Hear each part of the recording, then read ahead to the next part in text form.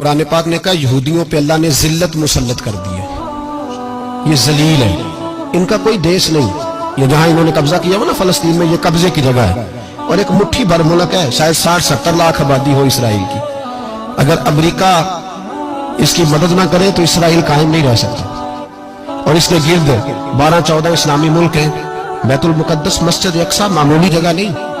حضور نے فرمایا 3 سفر کرو تو سمجھنا ہم عبادت کر رہے ہیں۔ کون کون سے؟ فرمایا اگر بیت اللہ جاؤ تو عبادت سمجھ کے جانا، مسجد نبوی کی طرف جاؤ تو عبادت ہے، اور مسجد اقصی کی طرف جاؤ تو یہ بھی عبادت ہے۔ اور فرمایا مسجد اقصی میں جس نے ایک نماز پڑھی اسے 25,000 نمازوں کا ثواب ملے گا۔ یہ وہ مسجد ہے جس کے ساتھ معراج شریف جڑا ہوا ہے۔ قرآن پاک نے کہا کہ اس مسجد میں سبحان اللہ اسریٰ بعبدہ لیلا من المسجد الحرام الی المسجد الاقصی۔ مسلمانوں، قرآن کہتا ہے کہ تمہارے معراج کی شان رسول پاک کی مسجد اقصی سے جڑی ہے۔ جس محبوب کو رب معراج کرائے تو مسجد اقصی میں لا کے کرائے۔ وہ جگہ معمولی جگہ ہے، وہ معمولی جگہ ہے مسجد اقصی۔ نبی پاک نے وہاں نبیوں کی امامت کرائی، 17 مہینے اس مسجد کی طرف منہ کر کے تیرے اور میرے رسول نے نمازیں پڑھی۔ چھوٹی جگہ ہے، اور پوری دنیا کا مسلمان اسے چاہیے شرم سے گڑ جائے۔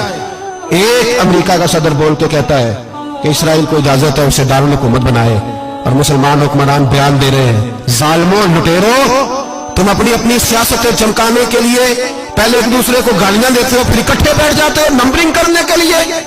تم دین کے اس مسئلے میں سارے اکٹھے کیوں نہیں بیٹھے؟ سارے پاکستان کے سیاستدانوں کو، علماء اور مشائخ کو چاہیے تھا ایک پیج پہ اکٹھے ہوتے، اکٹھے بیٹھ کے ایک بیان ہی دے دیتے، ایک بات ہی کر دیتے۔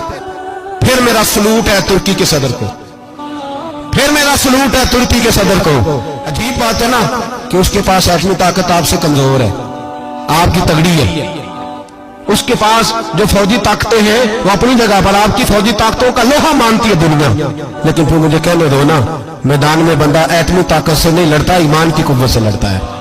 وہ بول اٹھا ہے نا، کیا کر لیا اس نے اپنی پارلیمنٹ سے خطاب کیا ہے۔ اس نے بہت عرصہ پہلے کہا تھا مسجد اقصی میری خواب میں آئی تھی، اور رو کے کہتی تھی آئے مجھے کوئی صلاح الدین ایوبی کا ماننے والا، کوئی آئے مجھے بچائے۔ کہتے میری خواب میں آئی تھی اور روتی تھی، کہتی تھی کوئی آئے۔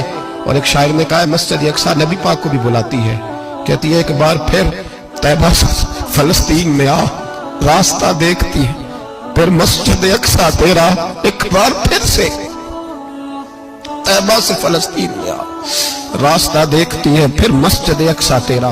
کوئی بول رہا ہے نہیں اتنا مقدس مقام، چھوٹے چھوٹے بیان، اور کہیں اکٹھے ہو جاؤ، پیش کوئی کر رہا ہوں بڑی جلدی اس امریکہ کو لوگ ٹوٹتا ہوا دیکھیں گے۔